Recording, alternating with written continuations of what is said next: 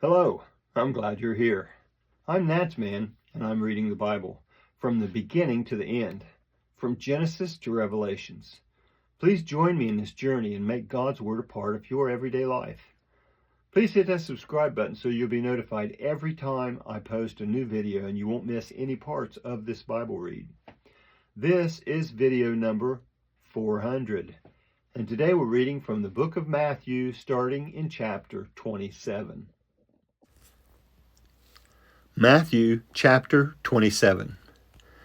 Now when morning had come, all the chief priests and the elders of the people took counsel against Jesus to put him to death. They bound him, led him away, and delivered him up to Pontius Pilate, the governor. Then Judas, who betrayed him, when he saw that Jesus was condemned, felt remorse, and brought back the 30 pieces of silver to the chief priests and elders, saying, I have sinned in that I betrayed innocent blood.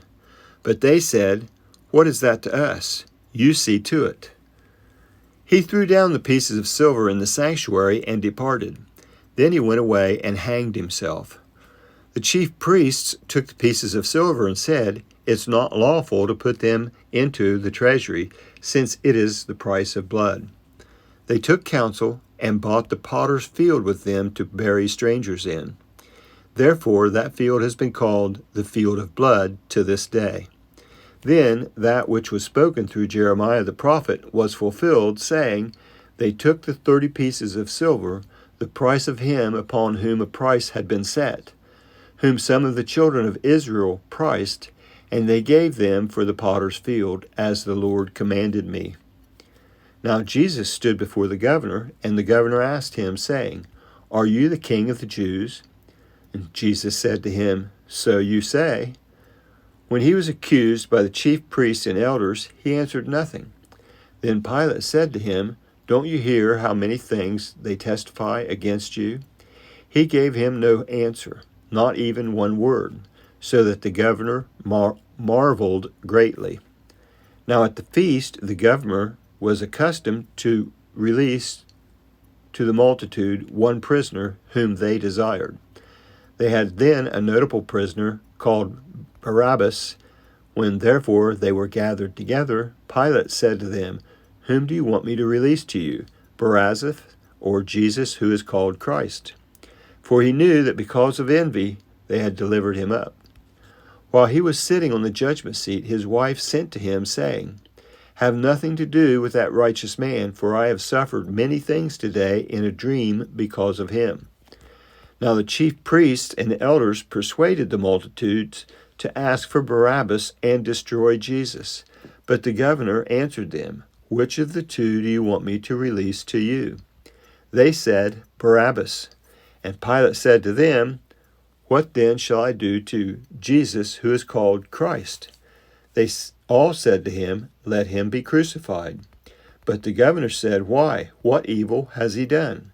But they cried out exceedingly, saying, Let him be crucified. So when Pilate saw that nothing was being gained, but rather that a disturbance was starting, he took water and washed his hands before the multitude, saying, I am innocent of the blood of this righteous man. You see to it. All the people answered, May his blood be on us and on our children. Then he released Barabbas to them, but Jesus he flogged and delivered to be crucified. Then the governor's soldiers took Jesus into the praetorium and gathered the whole garrison together against him. They stripped him and put a scarlet robe on him. They braided a crown of thorns and put it on his head, and a reed in his right hand. And they knelt down before him and mocked him, saying, Hail, King of the Jews! They spat on him and took the reed and struck him on the head.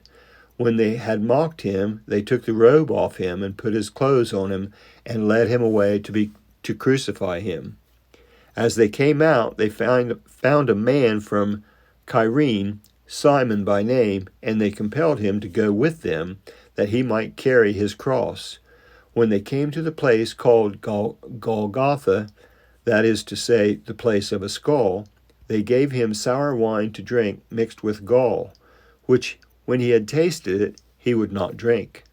When they had crucified him, they divided his clothing amongst them, casting lots. and they sat and watched him there. They sat up over his head the accusation against him written, "This is Jesus, the King of the Jews." Then there were two robbers crucified with him, one on his right hand and one on the left. Those who passed by blasphemed him, wagging their heads and saying, "You who destroy the temple and build it in 3 days, save yourself. If you are the Son of God, come down from the cross." Likewise, the chief priests, also mocking with the scribes, the Pharisees, and the elders, said, "He saved others, but he can't save himself. If he is the King of Israel, let him come down from the cross now, and we will believe in him. He trusts in God. Let God deliver him now, if he wants him, for he said, 'I am the Son of God.'" The robbers also who were crucified with him cast on him the same reproach. Now from the 6th hour there was darkness all over the land until the 9th hour. About the 9th hour Jesus cried with a loud voice, saying, "Eli, Eli, lema sabachthani," that is, my God, why have you forsaken me?"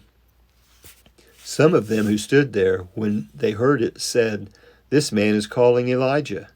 Immediately one of them ran, took a sponge, filled it with vinegar, and put it on a reed, and gave him a drink. The rest said, "Let him be. Let's see whether Elijah comes to save him." Jesus cried again with a loud voice, and yielded up his spirit. Behold, the veil of the temple was torn in two from the top to the bottom. The earth quaked, and the rocks were split.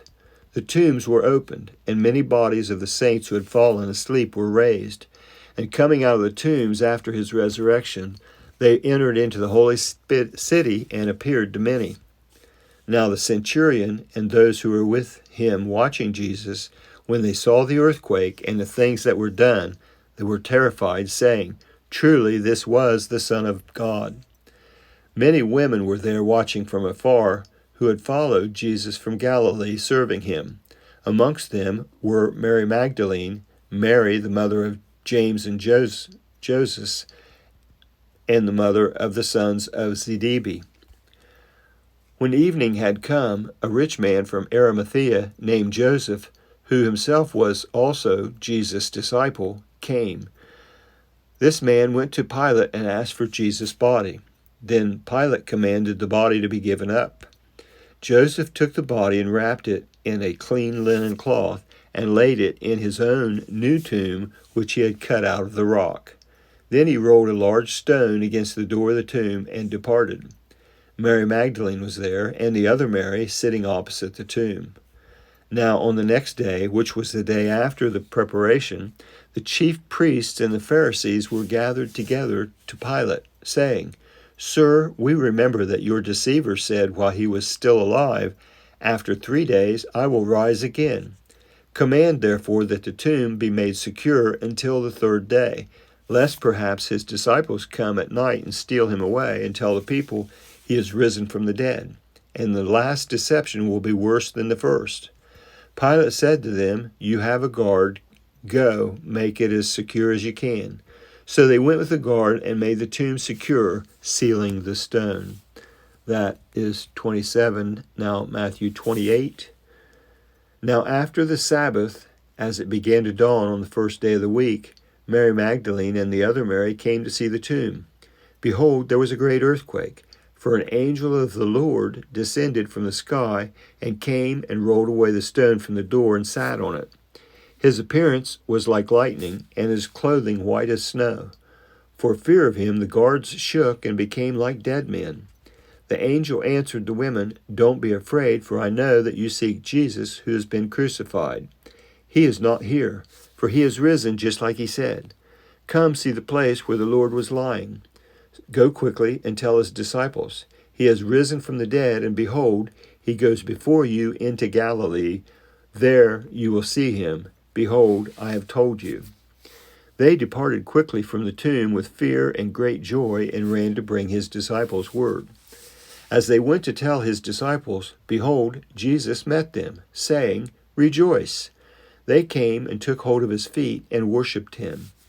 Then Jesus said to them, "Don't be afraid. Go tell my brothers that they should go into Galilee, and there they will see me. Now while they were going, behold, some of the guards came into the city and told the chief priests all the things that had happened. When they were assembled with the elders and had taken counsel, they gave a large amount of silver to the soldiers, saying, "Say that his disciples came by night and stole him away while he slept.